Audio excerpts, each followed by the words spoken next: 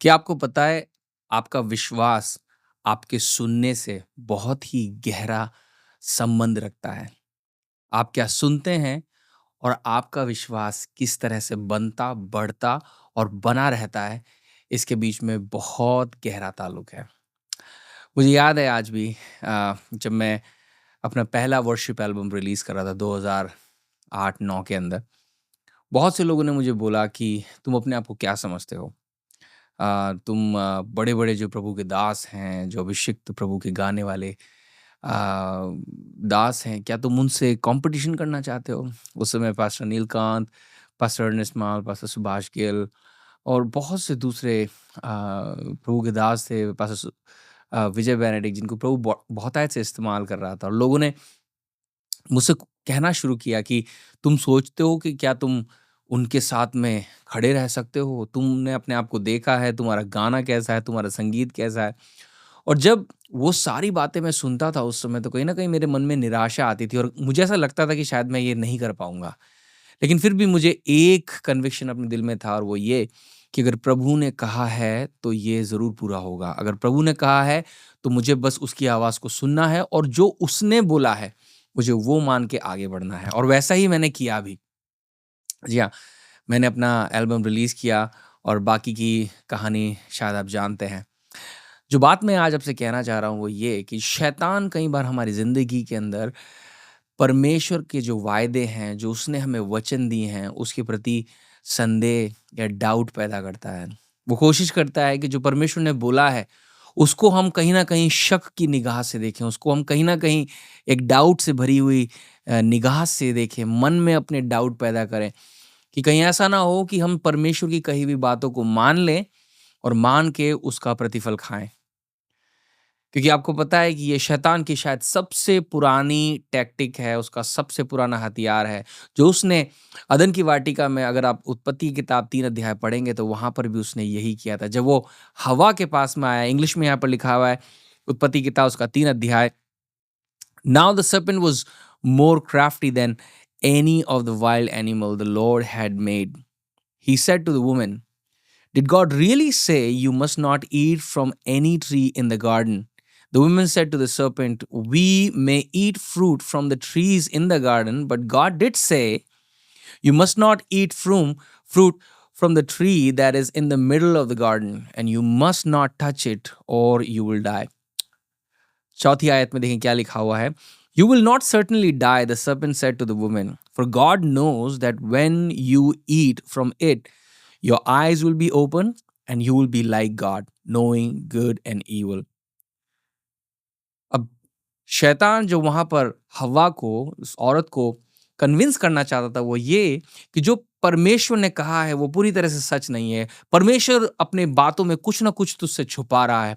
परमेश्वर तुझे दबाना चाहता है या फिर परमेश्वर इस भली चीज को तुझसे दूर रखना चाहता है। ये एक झूठ था जो शैतान ने हवा के मन में डाला और दुर्भाग्य की बात है अनफॉर्चुनेटली अब हवा ने उस पर यकीन भी किया और क्योंकि उसने यकीन किया, उस बात को सुनकर उस पर यकीन किया और परमेश्वर के ऊपर डाउट किया, इन सारी चीज़ों के कॉम्बिनेशन से पाप वहाँ पर पैदा हुआ। उसने पाप किया, आज्ञा को तोड़ा और ना सिर्फ खुद लेकिन अपने साथ में उसने आदम को भी उसे खिलाया। और जब मैं इस कहानी को पढ़ रहा था मुझे लगा कि ये जो टैक्टिक है, जो उसका ये जो जो षड्यंत्र है, जो उसकी ये चाल है, ये आज भी वो लोगों के मनों में डालता है। परमेश्वर कहता है कि उसने हमें अपनी समानता, अपने स्वरूप में बनाया। जब उसने आपको और मुझे बनाया, उसने खूबसूरत बनाया, परिपूर्ण बनाया, हर तरह से बेहतर उसने बनाया। लेकिन आज आप जवानों को देखिए, जवानों के बीच में बड़ा एक ये है कि मैं कैसा दिखता हूँ, मैं कैसा मेरा भविष्य क्या होने वाला है या मेरे शादी से रिलेटेड बातें कि क्या होने वाली, मेरी शादी कहाँ होने वाली है, क्या मुझे अपना जीवन साथी में बहुत सी ऐसी बातें हैं जो कि परमेश्वर ने उनके लिए बेहतर बनाई और रखी हैं। परमेश्वर की योजनाएं उनके लिए बेहतर हैं, लेकिन फिर भी शैतान इन इन संदेह को, इन डाउट्स को उनकी ज़िंदगी में ले आता है और कहीं न कहीं वो उसे मानकर उस पर चलने लगते हैं और पूरी ज़िंदगी अपनी खराब कर देते हैं। जब मैं इस वचन को पढ़ रहा था, कुछ चीज़ें जो जो सामने आई और मैं आपके सामने रखना चाहता हूँ। एक डाउट जो शैतान आज भी हमारे मनों में, हमारे दिलों में डालता है परमेश्वर के प्रति, वो है you don't need to obey him, ये एक लाय था, ये एक झूठ था जो कि शैतान हव्वा को कम्युनिकेट कर रहा था, उसको बता रहा था कि तुझे तुझे ज़रूरत नहीं है परमेश्वर की आज्ञा मानने की, कोई फ़र्क नहीं पड़ता उससे। और आज भी आप देखेंगे लोगों को ये बातें सुनते हुए, आज भी संसार कहता है, क्या फ़र्क पड़ता है तुम परमेश्वर की आज्ञाओं पे चलते हो? कुछ फ़र्क नहीं पड़ता उससे। अपने मन की करो, अपनी जियो, अपने राजा खुद बनो। शैतान आज भी लोगों को इस बात से भरमा रहा है। लेकिन भजन संहिता 119 एक उसका 11 पद में लिखा हुआ है, I have hidden your word in my heart that I may not sin against you. जी हाँ, जब आप परमेश्वर के वचन को अपने दिल में रखते हैं, उसकी आज्ञाओं को मानते हैं, तो वो आपको पाप से बचाता है। दूसरा झूठ जो आज भी शैतान लोगों में फैला रहा है वो ये है, you know what's good for you, believe your guts not in God. है ना? लोग कहते हैं कि तुम्हें पता है कि तुम्हारे लिए क्या बेहतर और क्या अच्छा है, इसलिए अपने अपने मन की सुनो, अपने दिल की सुनो, अपने आप पे विश्वास करो। परमेश्वर पर विश्वास करने से क्या होगा? मैं आपको बताना चाहता हूँ, यिर्मयाह उसका 29 और उसका 11 बहुत ही मेरा चहेता प्रभु का वचन है। यहाँ लिखा हुआ है, For I know the plans I have for you, declares the Lord, plans to prosper you and not to harm you, plans to give you hope and a future. प्रभु कहता है कि जो योजनाएं मेरे पास तुम्हारे लिए हैं, वो उन्हें मैं जानता हूँ। तुम्हें खुशहाली और समृद्धि देने के लिए, तुम्हें नाश करने के लिए नहीं है। और याद रखिए, जब ये दुनिया कहती है कि अपने दिल की सुनो, अपने मन की सुनो, तो उसके लिए भी प्रभु का वचन बड़ा साफ-साफ कहता है कि मन सब बातों में सबसे अधिक धोखा देने वाली चीज़ है। आप सुन के देखिए अपने मन की और देखिए फिर आगे क्या होता है। तो इसलिए जब शैतान कहता है कि अपने मन की सुनो, परमेश्वर की मत सुनो, अपनी योजनाओं को पूरा करो, अपनी चाल चलो, तो याद रखना कि जो परमेश्वर की योजना आपके लिए है, वो बेहतर है। वो बेहतर है। क्यों बेहतर है? क्योंकि वो आने वाले कल को जानता है। वो जानता है कि आपकी और मेरी ज़िंदगी में कल क्या आने वाला है, क्या घटनाएँ घटने वाली हैं। आप और मुझे वो चीज़ नहीं पता। शैतान को भी नहीं पता कि कल क्या होने वाला है। सिर्फ़ उसको हमारा पास्ट पता है और इसलिए वो पास्ट को लेकर हमें आज की तैयारी कराता है। लेकिन परमेश्वर जो हमारे आने वाले कल को जानता है, वो वहाँ से हमें बुलाता है और हमारी तैयारी कराता है, हमारी अगुवाई करता है, हमारा मार्गदर्शन करता है। इसलिए अपने मन की नहीं, लेकिन परमेश्वर की सुनो। तीसरी बात जो यहाँ पर आप देखते हैं, there won't be any consequences, कि कोई भी उसका परिणाम या फिर उसके उसके कॉन्सिक्वेंसेस नहीं होंगे। अगर आप परमेश्वर की आज्ञा को नहीं मानते, अपनी चाल चलते हैं, अपने मन की करते हैं, तो उसका उसका कोई कोई गलत परिणाम आपकी ज़िंदगी में नहीं होगा, जबकि ये सबसे बड़ी झूठ की बात है। हाँ, माफ़ी हमारे लिए ज़रूर है। जब हम परमेश्वर के पास लौट आते हैं, पश्चाताप करते हैं, अपने कामों से, अपने अपने बुरे कामों से, पापों से फिर जाते हैं, परमेश्वर के पास आते हैं, परमेश्वर हमें माफ़ ज़रूर करता है। लेकिन याद रखिए, कहीं न कहीं हमें उन चीज़ों का कहीं न कहीं परिणाम भुगतना पड़ता है। फॉर एग्ज़ाम्पल अगर मैं आपको दूँ, अगर आप अपनी गलती से कुछ ऐसा काम करते हैं जहाँ पर आपका पैर टूट जाता है, ठीक है? आपका पैर टूट जाता है और उस पैर के टूटने के बाद में आपको रियलाइज़ होता है कि जो मैंने काम किया वो बड़ा गलत काम था। मुझे नहीं करना चाहिए था ये काम। आपको रियलाइज़ हुआ, आप तौबा करते हैं, कहते हैं कि आज के बाद ये काम नहीं करना क्योंकि मैंने इसका परिणाम देख लिया। इसका परिणाम होता है चोट लगना, पैर टूटना। आपने पश्चाताप कर दिया। आने वाले समय में आप उसके लिए बहुत केयरफुल रहेंगे और हो सकता है कि आपको माफ़ी भी मिल जाए सब लोगों से। लेकिन उसका जो परिणाम हुआ, वो आपका पैर टूटना था, वो तो वहीं रहेगा। उस दर्द से तो आपको गुज़रना पड़ेगा ना, उस दर्द से तो आपको गुज़रना पड़ेगा। साथ ही लेकिन मैं आपको ये भी बताना चाहता हूँ कि परमेश्वर जो है वो कभी भी चोट देकर, है ना? परमेश्वर कभी भी चोट देकर, दुःख देकर नहीं सिखाता है। यूहन्ना उसके 14 अध्याय में लिखा हुआ है, पवित्र आत्मा के लिए प्रभु कहता है कि पवित्र आत्मा हमें सब बातें सिखाता है। प्रभु ने कहा कि मेरे बाद वो आने वाला है पवित्र आत्मा जो तुम्हें सब बातें सिखाएगा, सब बातें तुम्हें बताएगा। तो पवित्र आत्मा से प्रभु हमें सिखाता है। चोट और दुःख, बीमारियों से हमें नहीं सिखाता। संसार ये बताता है। कई बार शैतान भी ये बातों को हमारे ज़िंदगी में डालता है और कई बड़े दुःख की बात है। लोग इस बात के साथ में बड़ा पीस, बड़ा ही कहते हैं ना कि कॉम्प्रोमाइज़ करके बैठ गए हैं कि हाँ, मेरी ज़िंदगी में दुःख है, मेरी ज़िंदगी में परेशानी है, मेरे अंदर ये बीमारी है, शायद परमेश्वर मुझे इससे कुछ सिखाना चाहता है। नहीं, परमेश्वर इनसे कुछ नहीं सिखाना चाहता आपको। परमेश्वर को परमेश्वर को जो सिखाने का तरीका वो बीमारियों के द्वारा नहीं है, वो दुःख दर्द के द्वारा नहीं है, ये तरीका उसका नहीं है। ये शैतानी बातें हैं, इनसे आप अपने आप को दूर रखिए। मैं एक और बात आपको बताना चाहता हूँ, पिछले दिन कुछ ऐसी बात घटी मेरे साथ में कि अ, कुछ मेरा जो बहुत ही प्रिय चीज़ थी वो चोरी हो गई और मैं क्योंकि एक एक रिलीजियस, एक धार्मिक परिवार में, उस मान्यताओं में मैं पला-बढ़ा। मुझे अचानक से याद आया कि कहीं मैंने कुछ गलत किया था कि शायद परमेश्वर का डंडा मुझ पे पड़ा है ना? परमेश्वर ने मुझ पर ताड़ना दी है और परमेश्वर मुझे सिखाना चाह रहा है, ये चीज़ मुझसे दूर करके, या चोरों को अलाउ करके कि चोरों ने आके वो चीज़ ले ली, और अब प्रभु मुझसे कुछ सिखाना चाह रहा है उससे। जब मैं ये बात सोच ही रहा था, दुःख था मुझे उस बात का, और मैं सोच ही रहा था, तभी पवित्र आत्मा ने एकदम से मुझे रोका और डाँटा, कहा कि तू परमेश्वर के बारे में ऐसी सोच मत रख, क्योंकि ये परमेश्वर का काम नहीं है। ये परमेश्वर का काम नहीं है। परमेश्वर कभी भी दुःख, दर्द, चोरी या दंड से या फिर चोट से हमें नहीं सिखाता, याद रखिए, याद रखिए। और मैं आपको इसलिए बता रहा हूँ क्योंकि जब ये घटनाएँ हमारी ज़िंदगी में होती हैं, हमें एक चीज़ को याद रखना है। यूहन्ना 10:10 में लिखा हुआ है कि परमेश्वर, प्रभु यीशु मसीह इसलिए आया कि वो हमें जीवन दे और बहुतायत का जीवन दे। वहीं दूसरी ओर चोर यानी शैतान के बारे में लिखा है, वो इसलिए आया कि वो चोरी करे, घात करे और नाश करे। इसलिए शैतान आया। तो शैतान का क्या काम है? चोरी करना, नाश करना, घात करना। और परमेश्वर का क्या काम है? प्रभु यीशु मसीह का क्या काम है? उसका काम है कि वो हमें जीवन दे और बहुतायत का जीवन दे, राइट? हमें आनंद, बहुतायत, खुशी की एक ज़िंदगी दे वो हमें।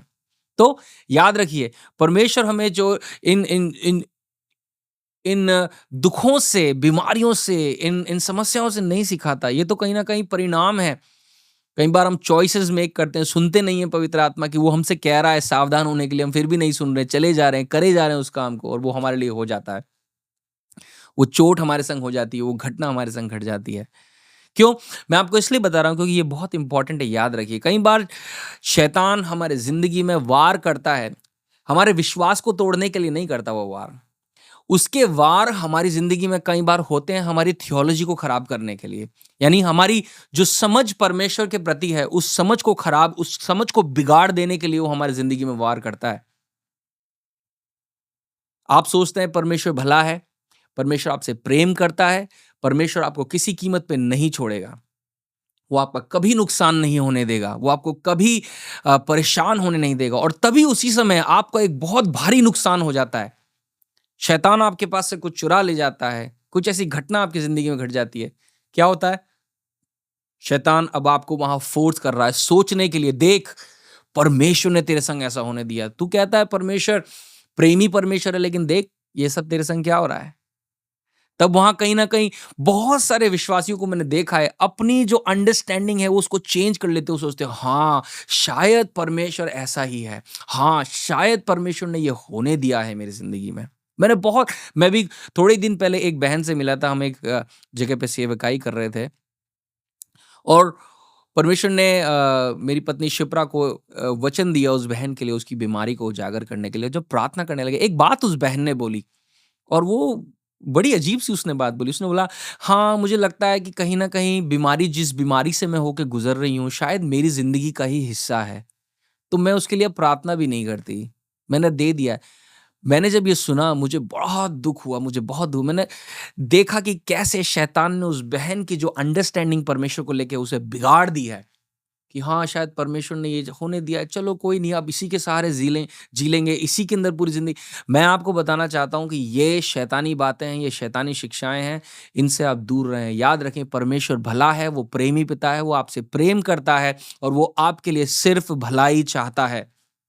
वो सिर्फ़ आपके लिए भलाई चाहता है। एक बार फिर से पढ़ूँगा, यिर्मयाह 29 उसकी 11 में लिखा हुआ है, "for I know the plans I have for you declares the Lord, plans to prosper you and not to harm you." वो योजनाएँ जो आपकी उन्नति के लिए हैं, आपको चोट पहुँचाने, आपको हार्म करने के लिए नहीं है। To give you hope and future, आपको एक आशा और एक भविष्य देने के लिए।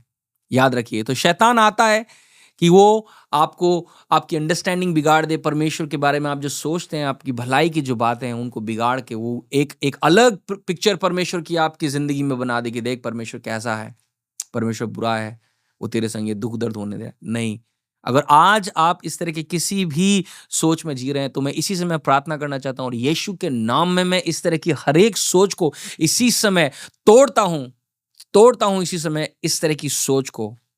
और प्रभु मैं प्रार्थना करता हूँ जो भी भाई-बहन इसे सुन रहा है प्रभु, उसकी सोच को तू आज़ाद कर, रिन्यू कर प्रभु उसके माइंड को इसी समय, कि हर एक वो बात जो शैतान ने बोई है एक बीज के समान, कि कहीं न कहीं परमेश्वर ने उन्हें बीमारी दी है और अब ये शायद उनकी नहीं, परमेश्वर ये बीमारियाँ उनकी ज़िंदगी का भाग नहीं है, ये बुराइयाँ उनकी ज़िंदगी का भाग नहीं है प्रभु। तू उनके लिए भलाई चाहता है, सिर्फ़ भलाई, सिर्फ़ भलाई, सिर्फ़ भलाई। यही तूने हमारे लिए रखा है प्रभु। थैंक यू जीसस, तेरा धन्यवाद हो। और एक आखिरी बात जो हवा को शैतान वहाँ बताना चाह रहा था वो ये, यू डोंट नीड गॉड, कि परमेश्वर की तुझे आवश्यकता नहीं है। और आज ये बात पूरा संसार अलग-अलग तरीके से बोलता है, why do you need God? क्यों तुम्हें परमेश्वर चाहिए? परमेश्वर की आवश्यकता है ही क्या? तुम खुद के स्वामी हो। स्पेशली यहाँ पर जहाँ पर हम रहते हैं यूएस में, यहाँ पर लोग बहुत आयत से पैसा कमाते हैं, किसी चीज़ की कोई कमी नहीं है। हर चीज़ सिर्फ़ फिंगर टिप के ऊपर है कि जब माँगे तब मिल जाए। और कहीं न कहीं ये विचार मन में कौंधने लगता है कि सब कुछ तो है हमारे पास में, परमेश्वर की ज़रूरत ही क्या है? लेकिन एक डिज़ास्टर, एक मोमेंट आता है, स्ट्राइक होता है, जब सब कुछ चला जाता है, तब याद आता है कि सच में हमें परमेश्वर की ज़रूरत है। या फिर जब बिस्तर पे आखिरी साँसें ले रहे होते हैं, तब याद आता है कि ज़िंदगी तो जी ली अपने हिसाब से, अपने ऐशो-आराम में, अपनी मर्ज़ी से, लेकिन अब जब यहाँ से ख़त्म करके जा रहे हैं, तो अपने संग क्या लेके जाएँगे? कुछ भी नहीं लेके जाएँगे। तब याद करते परमेश्वर को। बजाय इसके कि अपने आखिरी दिनों में याद करें, उस बहुतायत की ज़िंदगी को जिए और याद करिए कि आपको और मुझे परमेश्वर की ज़रूरत है। चाहे आप मानें, चाहे ना मानें। आमीन। यूहन्ना 15, 4, 5, 6 इंग्लिश में ऐसे लिखा हुआ है, "Dwell in me and I will dwell in you. Just as no branch can bear fruit of itself without abiding in the vine, neither can you bear fruit unless you abide in me." प्रभु कहता है कि तुम मुझ में बने रहो और मेरे वचन तुम में बने रहें। जिस तरह से कोई भी डाली बिना तने के, बिना अपनी दाखलता से जुड़े फल नहीं ला सकती, तुम भी मेरे बिना कोई फल नहीं ला सकते। याद रखिए परमेश्वर से अलग होके हम कुछ नहीं कर सकते। ये शैतानी बातें हैं, शैतान लेके आता है हमारी ज़िंदगी में कि तुम्हें परमेश्वर की ज़रूरत नहीं है। लेकिन आज मैं इन्हें यीशु के नाम में आपकी ज़िंदगी पे तोड़ता हूँ। अगर आप इसे सुन रहे हैं, रिसीव कीजिए। I break it off, I break it off, I break it off in the mighty name of Jesus Christ. आपकी ज़िंदगी से ये सारे झूठ, उनको मैं तोड़ देता हूँ इसी समय। Receive it in Jesus name. इन सब बातों के बावजूद हवा ने उस झूठ को माना, पाप किया और परमेश्वर की पवित्रताई से, परमेश्वर की संगति से आदम और हवा दोनों दूर हो गए because of that act of sin, disobedience की वजह से। एक बात हुई यहाँ पर और आज मैं आपको ये बात याद दिलाना चाहता हूँ। 7वें वचन उत्पत्ति 3:7 में लिखा हुआ है, "Then the eyes of both of them were open and they realized they were naked, so they sewed fig leaves together and made covering for themselves. Then the man and his wife heard the sound of the Lord God as he was walking in the garden in the cool of the day, and they hid from the Lord God among the trees of the garden." अपने आप को उन्होंने छुपा लिया क्योंकि उन्हें दिखने लगा था कि अब वो नंगे हैं। उन्होंने अपने लिए कपड़े बनाए झाड़-फूँक पत्तियों के, छुपा लिया। 9वें पद में लिखा हुआ है, "but the Lord God called to the man, where are you?" परमेश्वर ने आदम को पुकारा कि तू कहाँ है? और हियर इट इज़ 10वें पद में, ही आंसर्ड। बहुत ही खूबसूरत पल था ये। ये आज भी हमें याद दिलाता है कि चाहे आप अपनी ज़िंदगी के किसी भी हालात में क्यों ना हो, बद से बदतर हालात में क्यों ना हो आप अपनी ज़िंदगी के, आज भी आपकी आत्मा इस कैपेसिटी में है, आज भी आपका आत्मा परमेश्वर की आवाज़ को पहचानने, उसको सुनने के काबिलियत रखता है। जी हाँ, लोग कहते हैं कि मुझे परमेश्वर की आवाज़ सुनाई नहीं देती, ये ठीक नहीं है बात है।